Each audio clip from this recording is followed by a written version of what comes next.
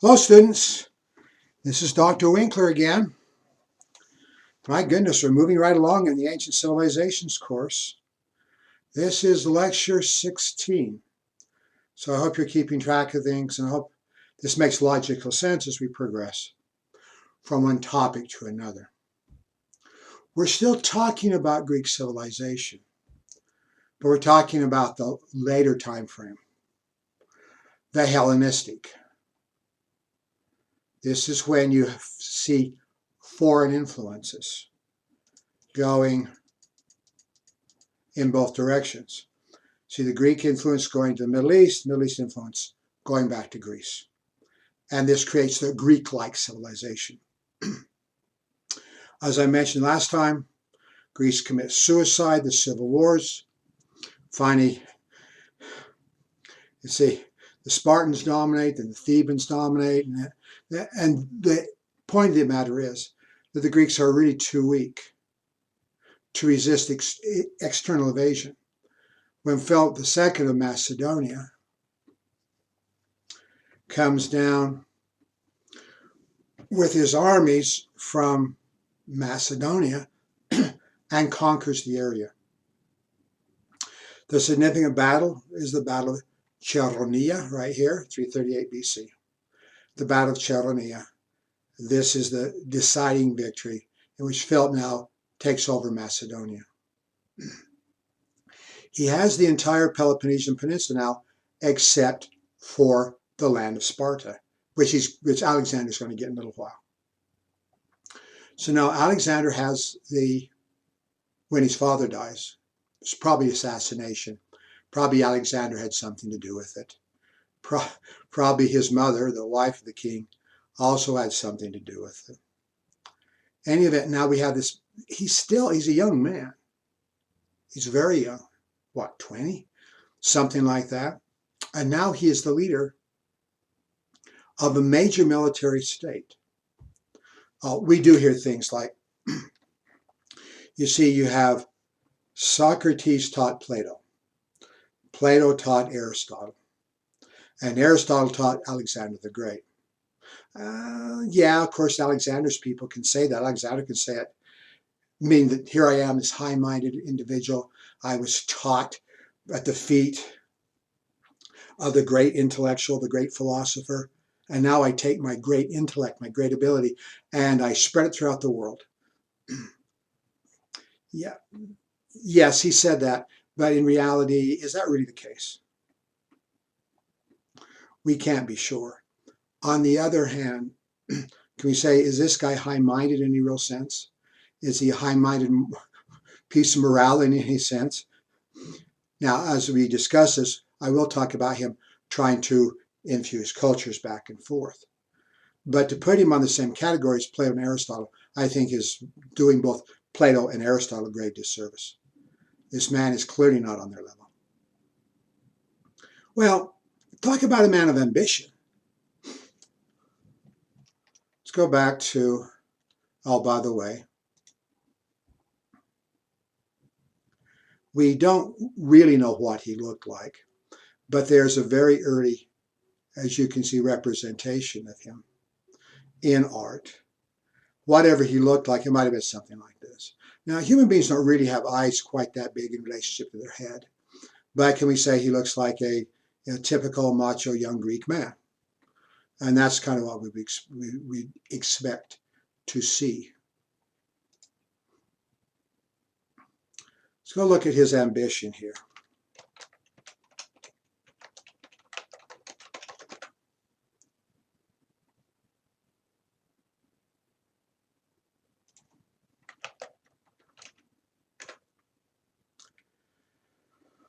Oh, which was the map I showed you last time? I think this was it. Notice that the conquest includes virtually all of this, except Sparta had yet to be taken, and it's taken later. So for all intents and purposes, Alexander controls the entirety of Greece. Now, as time goes by, and I'll refer to this later on as well, as Alexander continues to march, he's going to need reinforcements. And he keeps on sending back reinforcements for reinforcements. Of course, he gets Macedonians coming here as well. However, there's great poverty in Greece at this time frame, and he can hire Greek mercenaries. So we can talk about the country bumpkins coming over here, and that's pretty strong. On the other hand, these people that, shall we say, that come from more advanced or more civilized societies now, at least have greater proclivities to philosophy and art, come over as well. See what Alexander's ideas are. Got Alexander the Great. Let's get some conquests up here.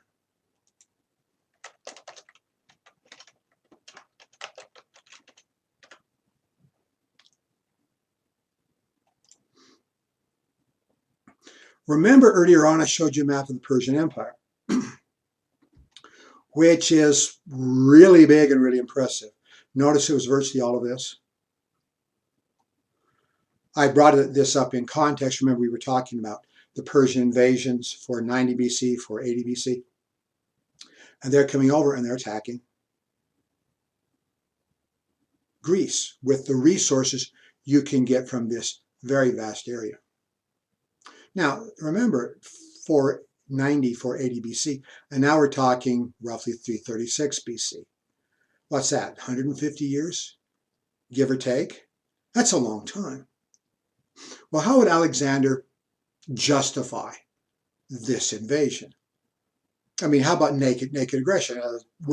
That's common. You have it, I want it, I'm going out and taking it. He tries to be a little bit more high-minded, shall we say.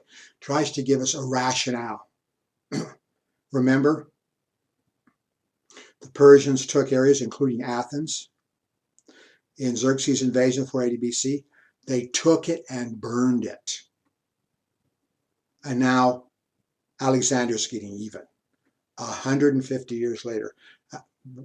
You picked on us, you were mean to us, and we ain't going to take it anymore. We taking you down. 150 years later. Is there ever a point when the issues get old? When perhaps we can put that in, using a very bad pun, into ancient history? Wouldn't that be a little bit like you're visiting Washington, D.C., wonderful town, beautiful museums, historical sites by the bushel, wonderful place to go. You're there in Washington, D.C., and suddenly a Confederate army comes marching into Washington, D.C., down the streets, and you're going, okay, guys, wearing gray, right? What are you doing here? They burned Atlanta in 1864. Now we're going to get even. Now, sooner or later, those issues do become old. So, can I really say this? Dredging up the Persian Wars, revenge for the Persian Wars, for the idea of invading and conquering Persia, can we say that's a little bit of a stretch? Probably is.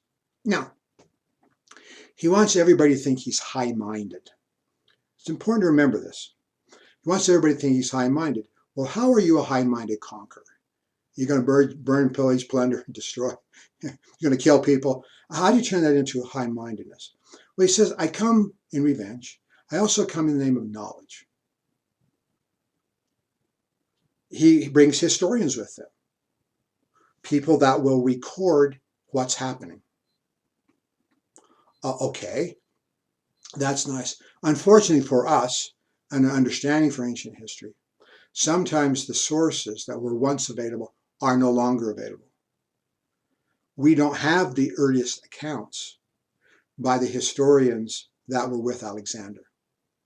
However, they were probably available to historians later on. And some of their best sources on Alexander, 100, 200 years after the time frame in which he lived. But he is coming, shall we say, not just some guy who wants his story to be lost. You can talk about it around the campfire. No, he wants something that's recorded. He wants something where people will be able to read about him and see how great of a guy he is. It comes with scientists to a certain extent. Well, let's kind of understand better this area that we're taking. In fact, he brings men that count their steps for a living. Now, if you're marching many miles a day and you're counting your steps every day, Okay, that can be a little tedious. I am such a weird guy. Used to do a lot of walking, got a little more health problems right now, having trouble with my knee. So when that gets better, I'm sure I'll be doing more walking again. But I want to make sure that my goals, like 3 miles a day, are met. How am I sure of that? Count my steps. I count on the left foot. You don't have to go 1, 2, 1, 2, 1, 2. Go 1, 2, 3. Now, I don't know what these guys did. It was probably something like that. But you can measure within a few steps per mile exactly how far you've gone. Now, you'd see this as tedious work, and I agree that it is. But in reality, Alexander is trying to take a good measurement of what he's doing. Might be helpful later on. Also, he wants to bring people who could administer the lands that he takes. Now, by any stretch of the imagination, this is enormously ambitious. The Persian Empire is absolutely huge. It's vast. And the way you're going to go, well, his men are going to walk. Yeah, there are horses involved. He has a few men on horseback. Yeah, there's going to be some donkeys that are going to be pulling carts. You got to supply his men with wagons and pack animals. But you're going to walk this. And that becomes quite a impressive feat alone. Well, of course, the Persians are going to meet him. They're not going to just lay down for him.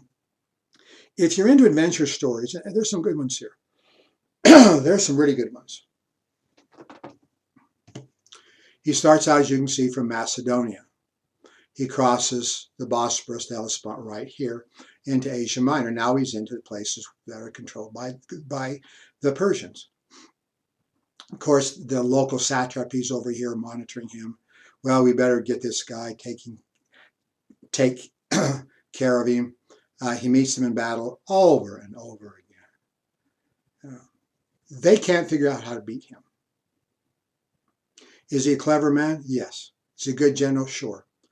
What he does is actually very impressive by any standards. One of the greatest conquerors of all times. And he uses this formation called the phalanx. Now, he doesn't invent the phalanx. The Greeks have been fighting each other for a long time, and they've developed these formations. Can we look at the Greek phalanx here? How about Macedonian phalanx? Well, they're about the same thing.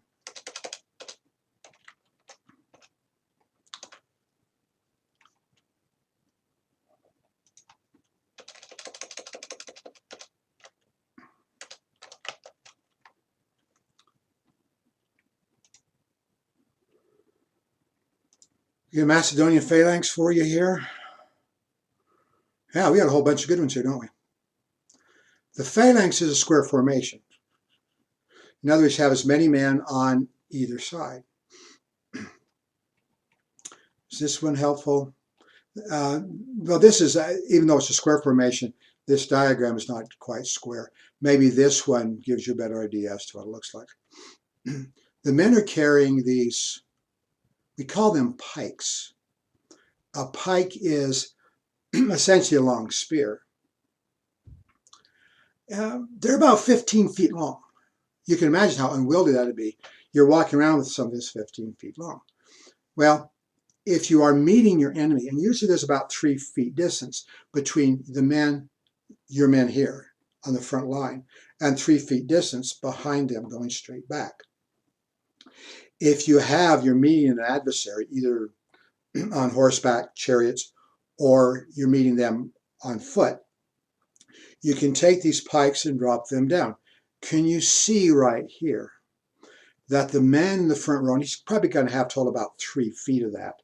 So this 15-foot pike is probably going to have about 12 feet in front of him. If the man behind him is 3 feet behind him, then the point of the pike, the spear, will come out about 9 feet in front of him. The man behind him would be coming out 3 feet in front of him. The man behind him, well, the spear point probably pretty close to you. But see, look how many obstacles your enemy will potentially have to fight through to get to you, to get to actually where your men are. These men are hoplites. That means they're heavily armed. They have helmets, they have breastplates, they have shin guards, and they have shields. If you get into them and it gets close, then sometimes the pike isn't going to be terribly helpful. At that point, you drop the pike, you pull out your sword, and then you can continue the battle. If you keep the formation, this has to be highly disciplined. If you can keep the formation, this is awfully difficult to beat. It's remarkable how well they keep this formation. Going over hills, going across streams, meeting different kinds of threats. Now, with a square formation, and let's say at this point you have your pikes pointing straight up, and your commander says, turn left, face left, whatever, then all you have to do, every person has to do this, of course, all you have to do is pivot left. And now you have the identical exact formation, still square. It's now facing a threat from this direction. The opposite side is the same thing. The command will turn right. So y'all can turn right. You can turn around.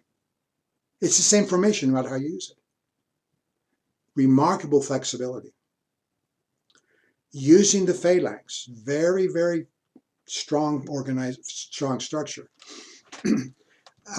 Alexander really has a system, at least as far as the Persians are concerned, that is unbeatable. What can you do with it? Not very much.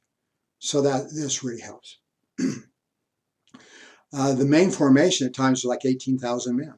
And I go, how do you possibly keep the formation in something that size over various kinds of obstacles? Once again, going back to the idea, this has to be highly disciplined. You have to be very practiced at it. If you're on the march, in a battlefield situation, you keep the formation. If you're on the march and you're not in a battlefield situation, obviously the men would be spread out a little bit more. But it can be formed, since it's a simple formation, very rapidly. Everybody comes in.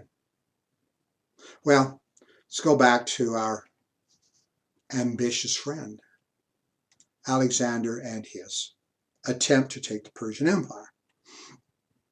Oh, these are good stories. He marches down here, decides that going overland's challenging, so he goes along the coast.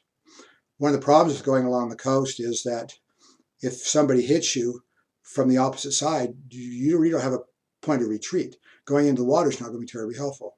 But he uses this to get around his enemies, and he's successful. Comes over to what you and I would call Syria up in this area. There's a city called Tyre.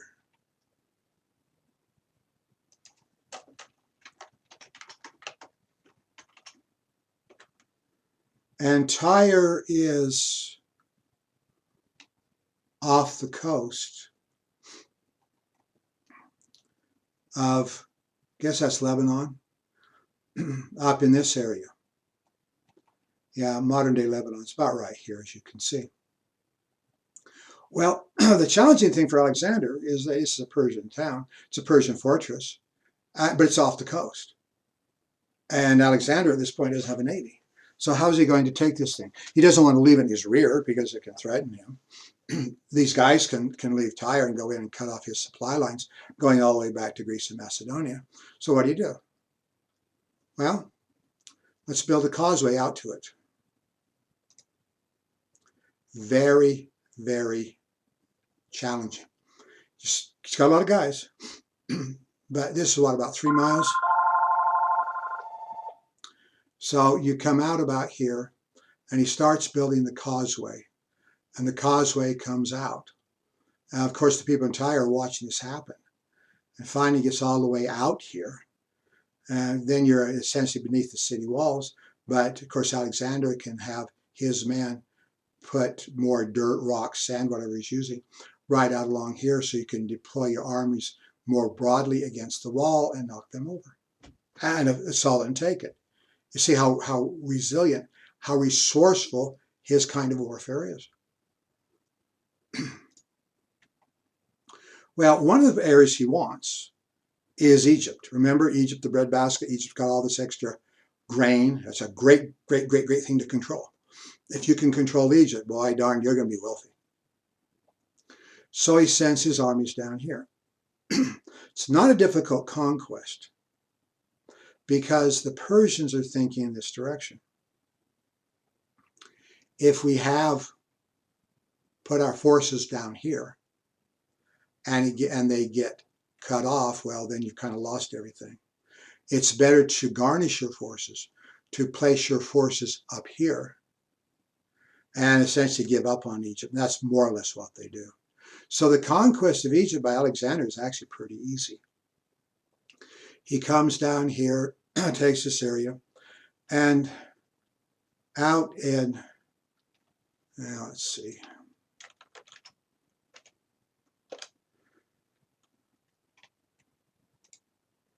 how about his maps in Egypt? Can I give you a little bit closer detail? Let's see what happens. Yeah, we're kind of back to where we were at before. Well, unfortunately, I can't be terribly helpful. Is this a better map? Smaller map. That's even worse. Well, okay. This is essentially after his death, so let's go back here. Well, let's not go back there. I give up. Wow. Okay, let's go back to this one. There's, as you well know, Egypt is the gift of the Nile. People live along the Nile River. However, there are some oases in the desert. And here's about this prophet, this man who can foretell the future and knows things that no people know. So he wants to go out and talk to this guy. Well, why not, right? Well, the reason why not is it's hundreds of miles over burning sands. You don't have much water in the process. You have to take everything with you. Now, you can imagine what this guy's thinking out in this oasis when Alexander comes marching up with a good chunk of his army. Well, Mr. Alexander, what do you want to hear? This guy's probably pretty good at telling people what they want to hear. So, we do have an account, a letter, that Alexander wrote back to his mother.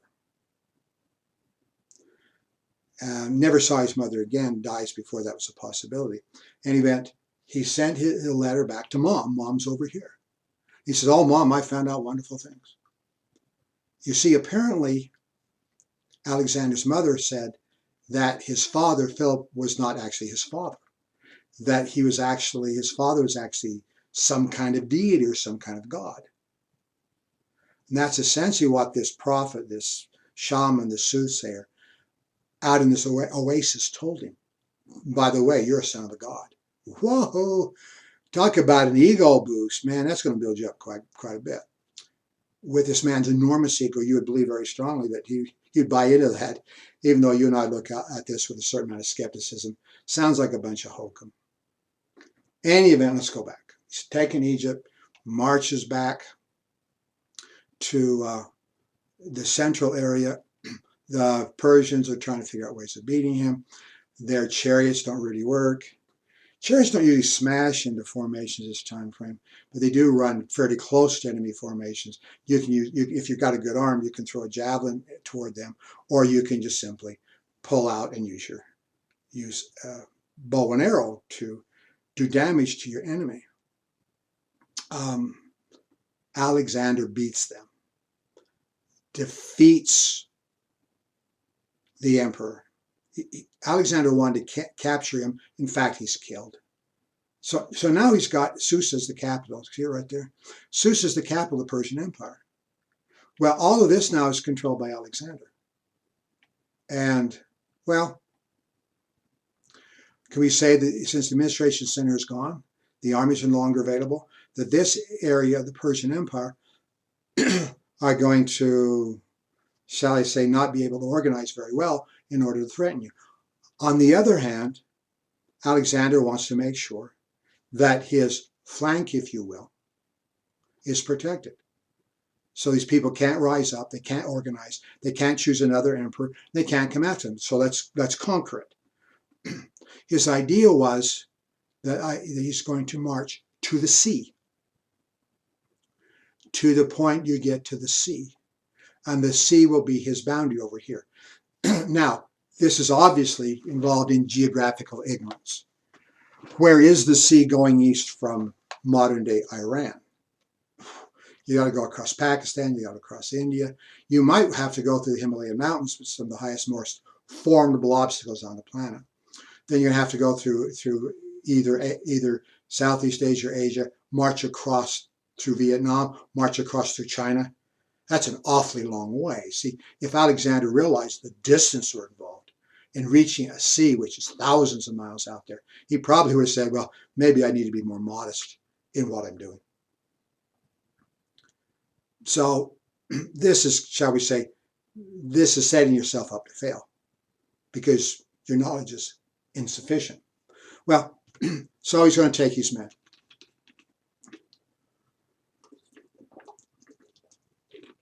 See if I can get the frog out of my throat. So he's going to take his men, he's going to march over this area. Now, if you're around here, this is a Mediterranean climate. It's dry, you know about the climate, you know the kind of clothing to wear. When you get over here, you get into high mountains and there's snow. It's not like there's no such thing that you never see snow in Macedonia. But quite frankly, dealing with it is not a big problem. It's really not around that lengthy period of time. So some of these men have seen some snow or know something about it. But marching over high mountain passes through rocky country with an enemy that once in a while comes down and tries to snipe at you, wearing inadequate clothing, this shows the stamina of these people and the forcefulness of Alexander's leadership to get his men to press on. So they press on. You can see, we do believe, historians do believe we know the route. You get way over here, march into some of these areas, which is this Kazakhstan in modern state, way over here. And he's getting so far out here that, and this has been years now. It's been so many years. These men that started out over here in their late teens, early 20s, well, now they're in their 30s. That's not terribly old to us, but it's getting old to them. It's kind of middle age. So they're starting to worry about, well, we have all these conquests. Are we really going to be around to enjoy them? Well, he presses on into the Indus Valley, India. And he comes across some animals that the Greeks had never seen before. These are elephants. And elephants can be a pretty considerable military asset. They're huge. They can be trained to march. They can be trained to use their tusks. They can be trained to step on people. And they can be trained in formation to come in on you. It's remarkable. Alexander's up against a weapon, if you will, that he's never seen before. What do? Well, according to the Greek sources, he's successful. He's always successful. One of our problems with this is there are no records in India that this ever took place. Now, maybe it was on the periphery, maybe they didn't pay as much attention, and maybe the records simply haven't survived. To go to complete authenticity, however, it'd be pretty helpful if we actually knew that we had good records about this invasion. Anyway, he is victorious, but what do you win? You're on the Indus Valley, now what do you do? And his men are really upset. They're rebelling. They say, look, we have all of this wealth. We have all these conquests. We have all of that. And it's just sitting right there. And here we are on the fringes of nowhere. Let's go back. Alexander's upset. He wanted to press on, but he listens to his men. And now there's the return trip. While attacking up in this direction is very challenging. Can we say this is challenging as well, I'm not denying that, but this is more or less a direct movement down here. It's faster getting back. Now, one of the things Alexander's men do not want to see is take a place, take a position, take a city, and then have to pass it and then realize that they're still in rebellion. So now you got to turn around and come back and get them. Why not just destroy them in the first place? Not that they have rebelled, but they could. So any idea that Alexander is now coming in a high-minded fashion to do good to the conquered people, that's not true. Because now you start to destroy almost everything you touch. Now Alexander, he's not, well, he's in his 30s now as well. He is not terribly pleased about his situation. And he starts doing things that are erratic and stupid things. One time, he gets drunk, drinks too much wine, and gets a javelin and goes and kills one of his best generals. See, once again, the high-minded conqueror is not here. This guy's a murderer, even personal murder. Well, one time they're attacking a village, a city, and he's can't inspire, his men aren't being successful. They're being fought out. So finally he decides, I've got to lead the attack in person. My leadership will inspire them. So he runs up, he attacks, he does inspire his men. They are successful, but he takes an arrow in the chest. It's extremely dangerous kind of wound at this time frame. Yeah, people say he dies later of disease, but he never fully recovered from the wound of the arrow. Well, now we've got this empire. And what Alexander wants, he goes back to the capital of the Persians. And he wants to amalgamate, he wants a conquest that including Greeks and Macedonians and the local Persian peoples. He even marries a Persian princess to start the royal family. And he urges his leaders and his generals to take Persian women to wife as well. Well, he does marry, he has a child, a baby. And then he dies. We're not sure. People have speculated about disease. He might have gotten malaria. The difficulty of saying he got malaria is we don't really see the introduction of malaria into the Mediterranean for a while yet.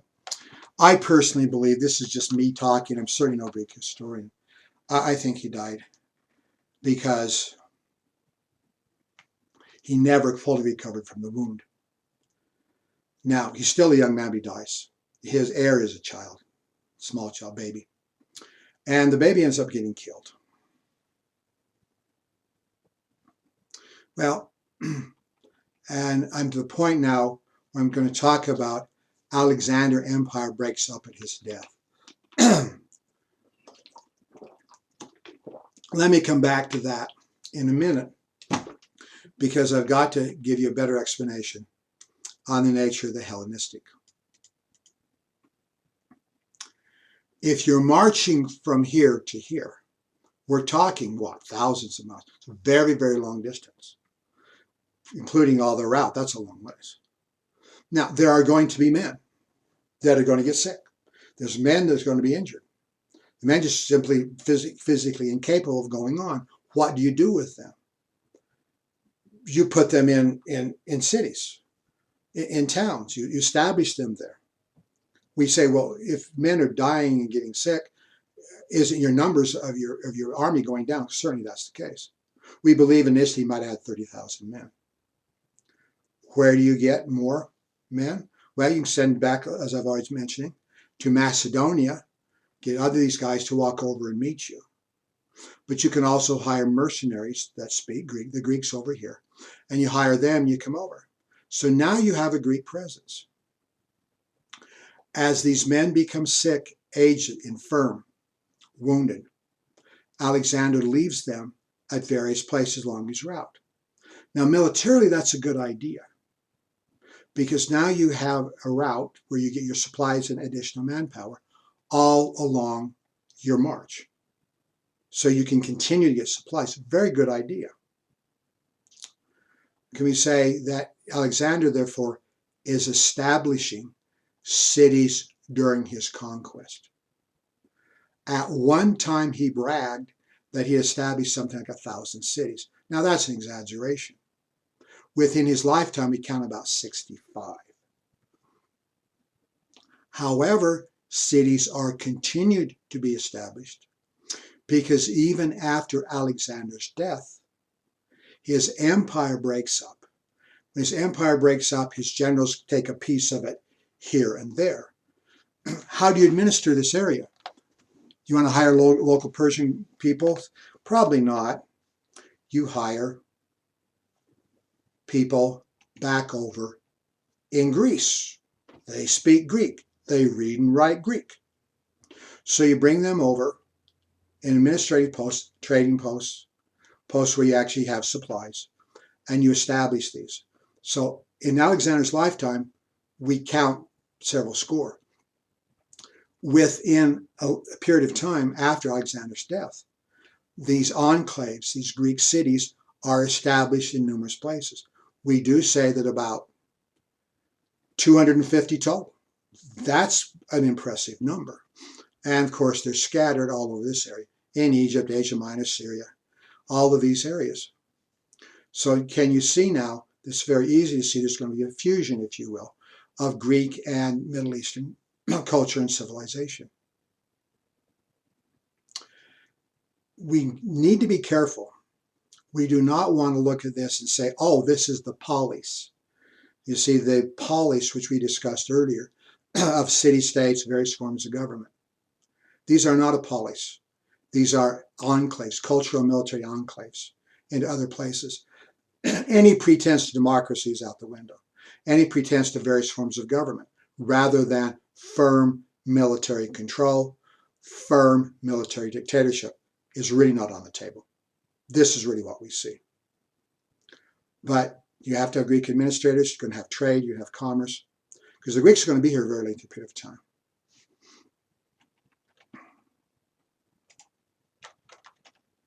Let's get Alexander Empire at his death, and let's get a map on that and see what we can do. It breaks up. Which is our best representation? Can we go with this one? So Alexander dies here, and his empire breaks up into pieces. Actually, we count 5. We got Greece, got Macedonia, got the Seleucid, we got the Ptolemies. I'm a little bit disappointed because this map isn't showing you all 5. Actually, for a long time, people were concerned about how many there were. The establishment of these things,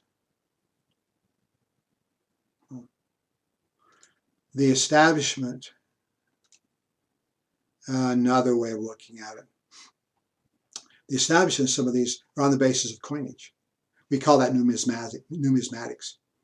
If you have a coin that's being issued by a culture, a civilization, an empire, you really do see there's a pretty good idea, is there not, to understand that there's something else going on here. So no one is strong enough to essentially take over. Goodness. No one is really strong enough to control the entirety of this. So his generals will literally break it up. But once again, we're talking about the administration of these various areas under Greek authority. So if you have these people putting yourself on top of society, what is the language you're using? You're going to use Greek. You're going to use Greek for administration. You're going to use Greek for commerce and trade. And in many respects, not all, you're going to use Greek for civilization. It's going to be the language of the intellect. So we do need to understand that from the standpoint of the kind of language that are available. If you want to write anything in this empire, these empires, after the collapse of Alexander's effort to unify everything, if you have any communication, you write it in Greek. For example, let's jump ahead a few centuries. When the New Testament was originally written, it was written in Greek. Now remember the language of the people. Jesus is speaking Aramaic. But if you're trying to get, obviously I guess you could write down what he said in Aramaic, very helpful. But if you want everybody to read it, you want to have a wide audience, rather than just a few people around Palestine who happen to know Aramaic. Aramaic, as you know, is a closely related language to Hebrew. You read it in Greek. So Greek is the language of the upper classes, the intellect. Now, Alexander is a vain guy, right? No doubt about that at all. And when he establishes these cities during his lifetime, they're all called the same thing. Alexandria, essentially the city of Alexander. Once again, I'm not trying to give you an idea as to these people being high-minded. And I'm not saying there isn't a lot of intellectual efforts going on. That's abundantly clear. But to say these are good guys coming in and helping the people, that's really quite a stretch. They can be very vicious at times. One of Alexander's generals was a man by the name of Ptolemaeus. And he establishes Greek rule in Egypt. Now, the people aren't Greeks, but they're being very, very severely controlled. There's been a lot of slavery in Egypt going way, way back for a very lengthy period of time. And so I'm not going to say that he finds this very nice place and is really mean. Well, he comes in, finds a place for his people already being abused, and he continues to abuse them. Well, one of the aspects, however, was very important to mention the rule of the Ptolemies. Can you see on the map here? The rule of the Ptolemies down here in Egypt. And that is because we have the most famous of all the Alexandrias. Remember, there are a number of them. Is right here near the mouth of the Nile River. Now, if you want to establish a city for administration and for trade, this is a pretty good location.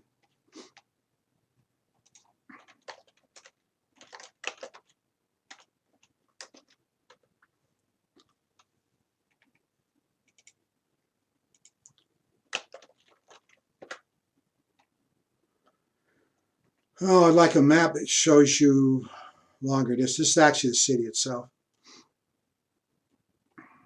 Now let's go back to this one at least for a minute. The Nile River's here, of course. The grain is being grown here, transportation, goods and services going up and down the Nile. However, the Macedonians/Greeks they want to have a capital where they can oversee what's happening trade-wise. They get the grain here. They get the grain here, bring it down to the mouth of the Nile. And now you can use ships to send to trade and commerce all over the Mediterranean. So having a trading center and a capital at this place is probably a pretty good financial reason why we have it here. All this is interesting. However, the Ptolemies though they're harsh rulers, I'm not denying that at all, they have this crazy idea. Why don't we have all knowledge? I'm overstating that. Why don't we have a center of learning? Not just commerce, not just administration. Let's have a center of learning that will be the envy of the world, envy at least of the Mediterranean world and the Middle East. So they're worth a lot of money, obviously, trading grain and everything. So let's take some of our money and we'll establish the museum and library at Alexandria.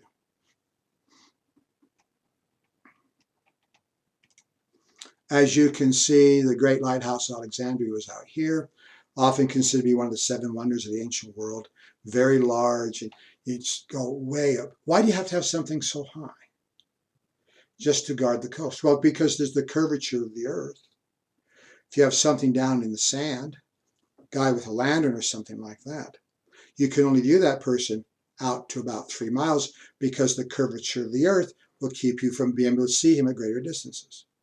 So the higher the structure, because of the curvature of the earth, the farther you can see.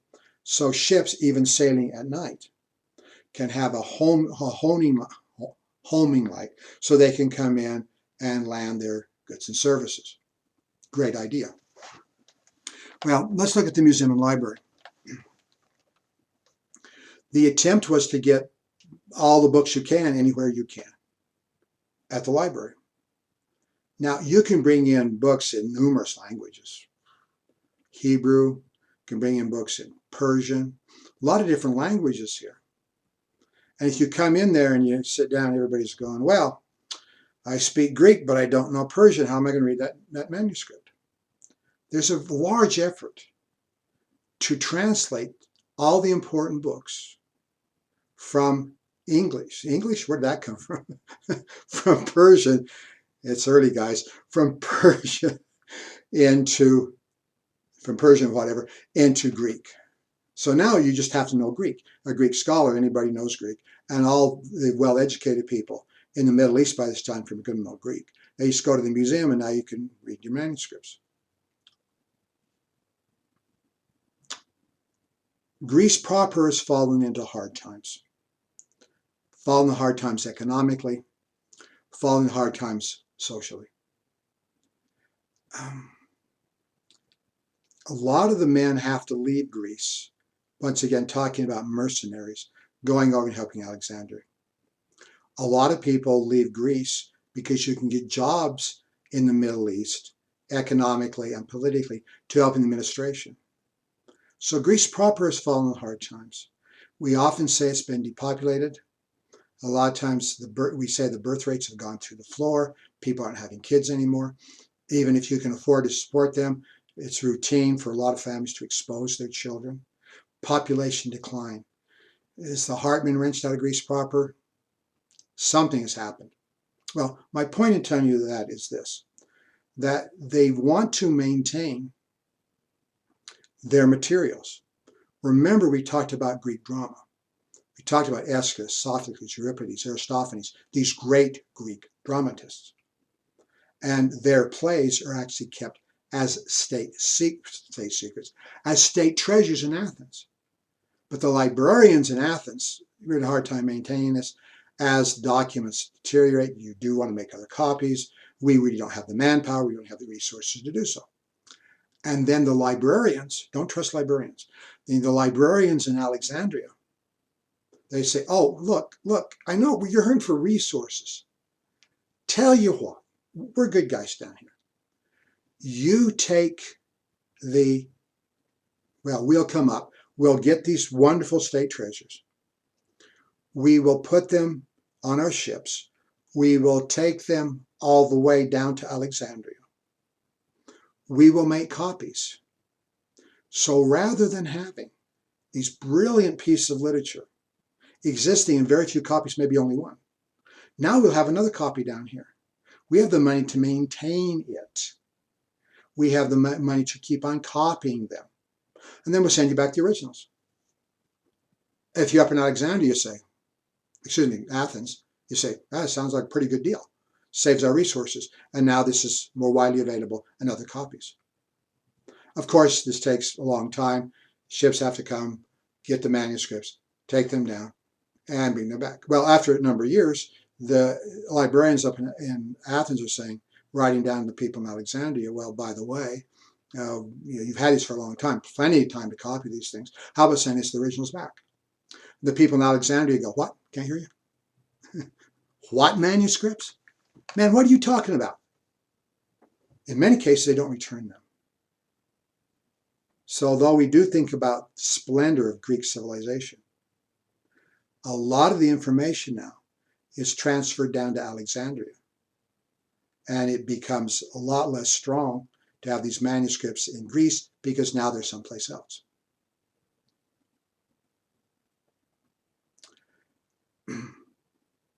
The Ptolemies have their agents going around the Middle East primarily and buying manuscripts. Costs some money, buying manuscripts. They're making every effort they can to get as many books there as possible. One of their methods is what we call books from ships. So I go back to my map of Alexandria.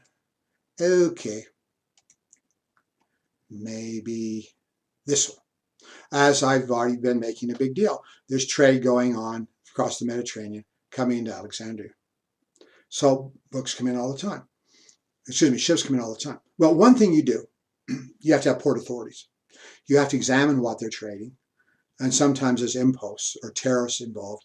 if you're bringing in so much wine, we want you to pay a few coins to the Ptolemies before you trade. So agents have to go in and examine what's there. So they go and look at the books, and they take a look at, well, are there any books that have, excuse me, I keep saying this wrong. They come in and look at the ships to see what's in there. One of the things they see in there, often or frequently, are books. And they look at the books and say, oh, by the way, they're not forcing them to do this, but say, look at this. Here is your book. And you have these manuscripts, books in here. Tell you what, we'll borrow these books. We'll take them into the library, and we will make copies of them. And when you come back, we will give you the books, the originals, and we'll have the copies. Sounds like a pretty good deal. Now, commercial voyages, trading voyages, can take many months, sometimes years. Sure, some of these ships do come back, but sometimes they don't come back at all. In doing so now, you have another means by which you're getting books from ships. You're getting more and more books in Alexandria. How many books were eventually there? Depends on which book you want to read. I have read books that said there were hundreds of thousands, 200,000-300,000 books at its height in the museum and library at Alexandria. I've read another book that said it might have been up to 1 million. Whichever numbers you want to accept, this is the largest known library in the ancient world. And it has enormous treasures.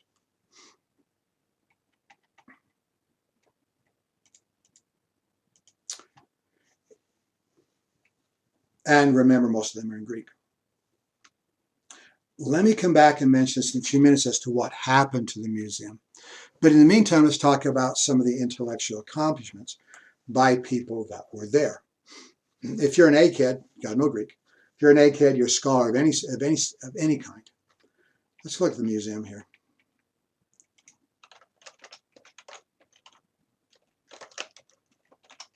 Notice I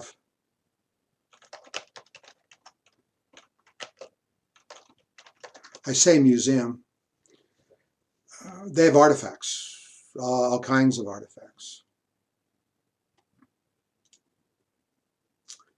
We believe it looks something like this. Is that the lighthouse? Yeah, the lighthouse is nearby.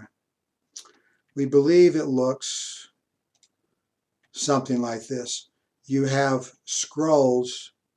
Remember, books are not the codex that you and I are familiar with. They're scrolls. And you can imagine you got hundreds of thousands of these things, maybe more than hundreds of thousands. Very large number of these things. You have to organize them. Sometimes we call these boxes. They're obviously, in this case, on the shelves, where if you wanted to see something, you talk to the librarian. So I like to read we read about multi-voluminous histories of the world. It's fascinating things. Unfortunately, they don't survive. But I want to see this. You go over here. Very often it's available in Greek translation. And then you can pull it out, and with permission, you can read it. Now, so the intellectuals have a tendency to go down to Alexandria. It's the best place to be. Until we get this huge amount of materials that's available with a click of a button on the internet. You had to go where the books were at.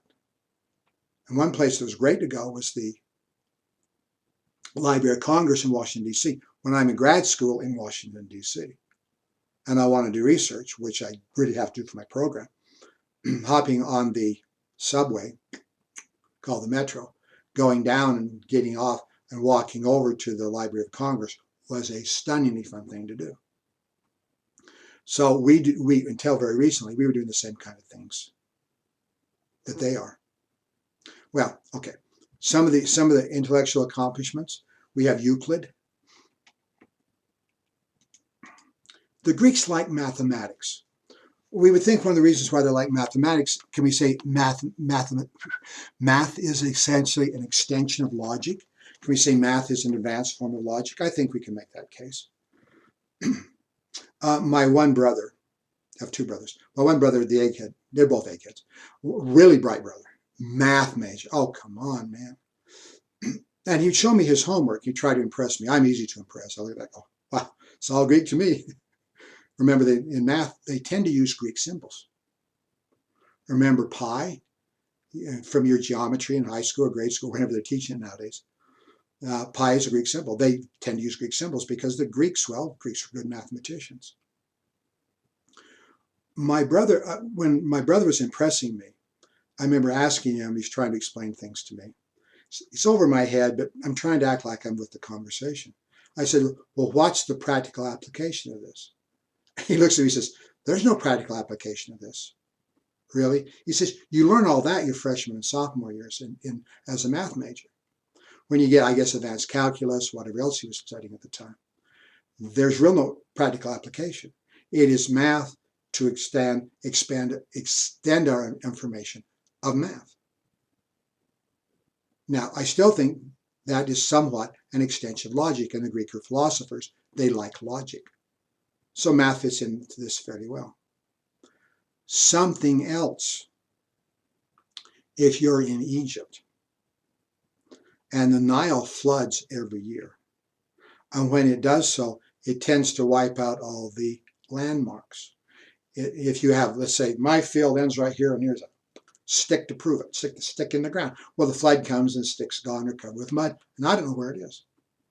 So how on earth are we going to be taking this situation where things are virtually obliterated and take this and lay out, if you will, the fields?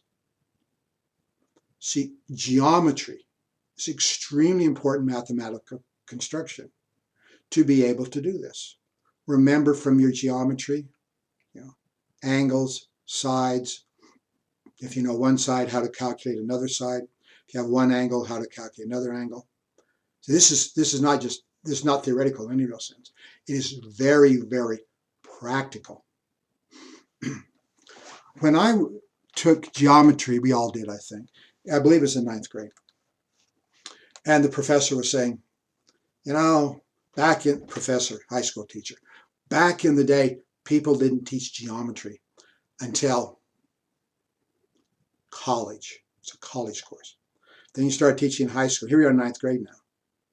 Now, I was in 9th grade a long, long time ago. Are they teaching you geometry in grade school now? For all I know, they are.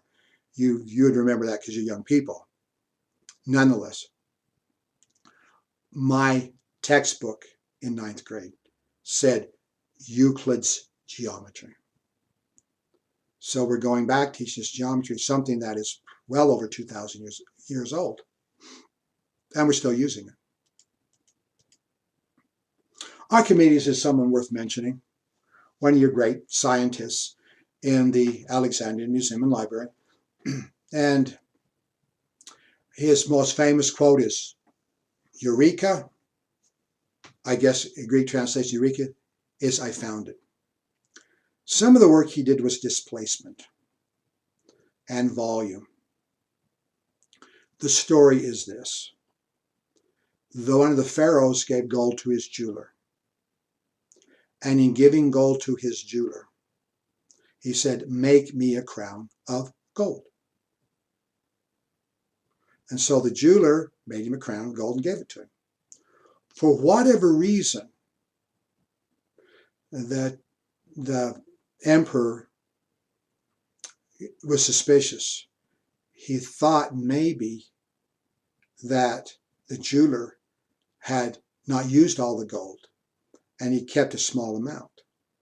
Now, one of the ways you could say, well, this is the amount of gold I gave him, that's weigh the crown.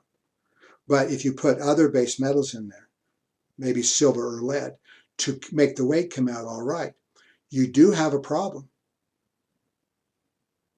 in saying really how much gold was used in this. Well, according to the story, Archimedes is this old guy. I guess he's in his bath, and the rubber ducky's not handy. So I remember doing this when I was taking a bath when I was a little kid. You get up in the tub, the water goes down. You go down in the tub, the water goes up. I don't think people bathe much anymore. I think we're using showers. But when I was a kid, we were still bathing. Any event, I remember doing this. No great scientific discovery, at least as far as I was concerned. But Archimedes is doing this. He's playing in the bathtub, going up and down, watch the water levels go up. He's thinking in terms of displacement. This old guy, one of the earliest examples of running around naked or streaking, he said, "Oh, Eureka, I've got it." And he gets up without getting dressed. Runs out. Yeah, eventually people throw him a towel or whatever. And anyway, he does these experiments. And what he was able to demonstrate was this. He took the amount of gold which the emperor had given to the jeweler. And he submerged it, I believe, in wine and watched how high it went up. He took the crown and saw how high it went up. And it's not the same. I think he was actually even able to figure out what the other metal that was added to this, might have been silver, to have the proper weight, but the volume, of course, did change. So using displacement, and I don't really know what happened to the jeweler, but I think he lost his head over it. In other words, this guy has very clever things. Now, he's interested in mathematics. He's interested in machinery. We do read, and this is a little hard to believe, that using mirrors, he was able to catch the rays of the sun. And the sun, he's able to focus this off the mirrors. So you take the sun and you focus it down to a small point. Of course, the sun's hot. You take that much energy and you focus it down to a point. You can actually have a very large amount of heat. If you can focus that in the right place, you can start a fire. One of the banes, one of the big problems of ships is fire. If you're on a confined area and fire breaks out, you got a problem on your hands. The story is that when ships that meant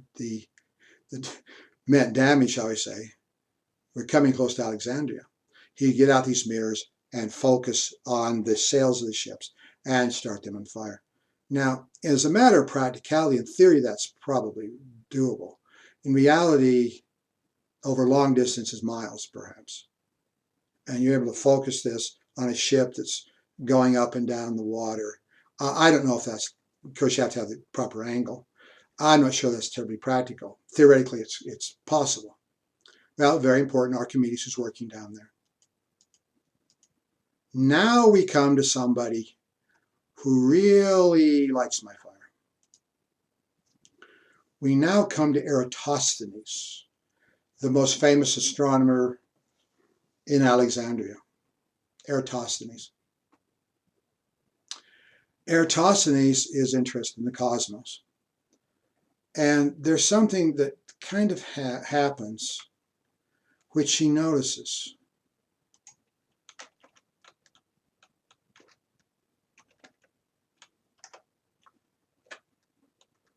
Okay. Eratosthenes.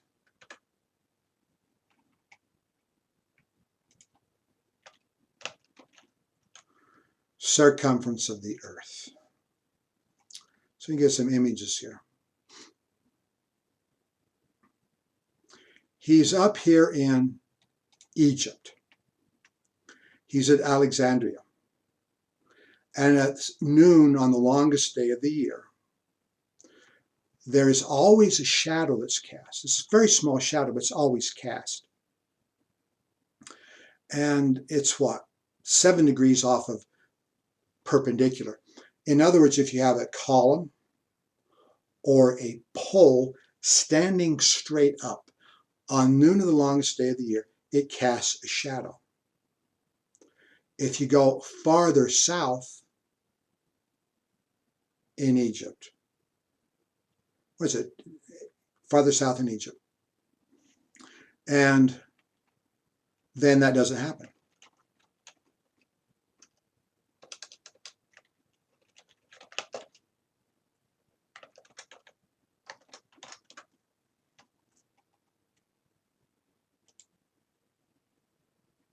Oh, great.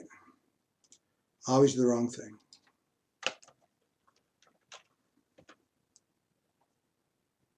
As you can see, can I get more detailed map here? Probably not. The Tropic of Cancer is, as you know, the Earth is 23.5 degrees on a tilt. So on the longest day of the year, it'll be 23.5 degrees from the equator, which doesn't go through where he's at in, is that one better? It doesn't go to where he's at Alexandria. It's farther south, but they're on noon of the longest day of the year. Not only is there no shadow on these freestanding posts, but you can look into a well and it's totally illuminated. So you know the sun is directly above. All you have to do is measure the distance between Alexandria and where this happens, Tropic of Cancer. And I forget how far it is, so many miles. He hires somebody to do it. Remember, these professional walkers. The measurement is very good. And you take that distance as a percentage of the angle of the sun, the shadow, up in Alexandria. At the same time, the sun is directly above the ground farther south. It's simple mathematics. A small algebraic equation, you actually multiply it out. And now he comes up with the first scientific measurement as to the circumference of the Earth. And he finds out that it's about 25,000 miles. Now his measurement is off by about 1%. Stunning accomplishment. But remember, people knew the world was round. Eratosthenes isn't saying, oh, by the way, I can prove the world's round. Everybody already knows the world's round. Now, is Columbus aware of this? Yes, he is. But Columbus says Eratosthenes is wrong. He says his measurement was too big. In fact, the Earth is smaller than that. You can bet your life on that? He does. And the estimates on Asia is putting Asia farther out than it actually is. So what Columbus does, he shrinks the world and expands Asia, so Asia's within reach. This man should have been so dead. Any event, please remember this, that people did know that the world was round before Columbus. And we have a scientific measurement as to the size of this. We can look back on the other things. This is essentially what I was discussing. There is an angle involved here. And down here, of course, you can measure the nature of the angle and multiply this out and get the size of the Earth. Okay, we know how he did that. But he also gave us a measurement as the distance to the moon, from the Earth to the moon. I'm an astronomy buff, right? And I'm saying, and people say, we don't know how he did it. Well, the only thing I can think of is triangulation, right? A measurement here at the moon, and of course you can, using your geometry, use the angle and come up with the distance. And I tried to figure out, let's take a look at the sun, the moon I should say. Let's take a look at the moon and see what we've got. Okay. How do you triangulate two places exactly the same time that are long distances away? You'd have to use the fixed stars behind the moon, which you're not, and see how they're displaced, how it's displaced. Without radio or any kind of contact, can you be absolutely sure you're making the absolute same measurement at exactly the same time? It had to be something like this. But I'm trying to think this through and going, I'm sorry. I'm not sure how he did it. That's stunning to me. Once again, you know the distance from the Earth to the moon, what, about 235,000 miles. Once again, his measurement is off by about 1%. Both of these measurements are stunning, but he comes up with a measurement of the Earth to the sun. Now, I am totally clueless on how you could possibly do that. It has to be triangulation. How would you possibly do that? You couldn't possibly even see the stars that are near the sun. If you look too much at the sun, you're going to go blind. He came up with about 92 million miles. Reality is what? It's 93 million miles? Once again, he's off by 1%. This man literally blows me away. Well, something else I want to mention, and I put him up here because I'm not sure exactly where to put him. there was a man by the name of Hero or Heron of Alexandria. And Heron or Hero of Alexandria did a lot of really fun things. He likes, yeah, he's Greek, but he might have lived during Roman times. Anyway, Heron, let's get his steam engine. He's very good in using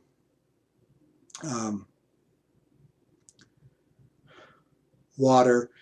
You put a coin in something, and the weight of the coin trips a lever, and it allows a little water to come out, so you can put your cup here, catch a little bit of water, so you can use it in your oblations to your gods. He uses various forms of water, flowing water, to open doors. So you walk up in front of a door, and the door opens. You go, whoa, that's pretty clever. Now, the one that actually stuns me is his little steam engine. Can we get images on it? You all know that obviously when there's boiling water, there's a lot of energy released. Hopefully you didn't have the same experience I had when you were little. But when you see a boiling pot, mom's burning, shouldn't say burning, she's boiling water for whatever reason on the stove. You put your hand up there. You won't do it twice. Because you're going to get scalded. That hurts. I'm not going to do it twice. But obviously there's a lot of energy involved. All he has to do is have a burning pot. And simply has the steam going up through tubes into this little ball. Is this one the best one? Into this little ball. And now it only has two ways of escaping. This way and this way. So when it does so, this thing will spin. This is a steam engine.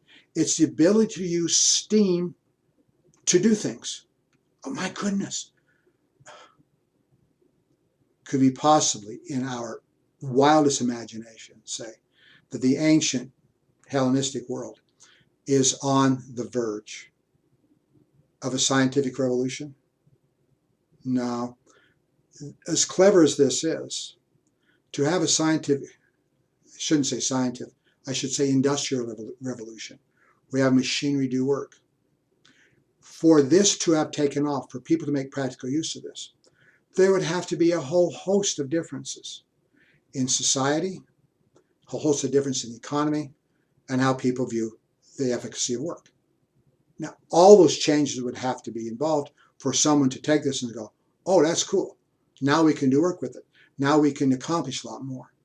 So we're not on the verge of a scientific revolution. But we are on the verge of doing something that's very, very clever indeed. Well, let's check my time. I should say that the steam engine ends up going nowhere, unfortunately. Look at my time. I'm really close to out of time. Well, there's a few other things I'd like to mention dealing with the Hellenistic, but there's no reason to proceed on that right now. I just appreciate you. You're all great kids, and I hope you, great young people, and I hope you're enjoying everything as much as I am. In the meantime, enjoy, and I'll see you next time.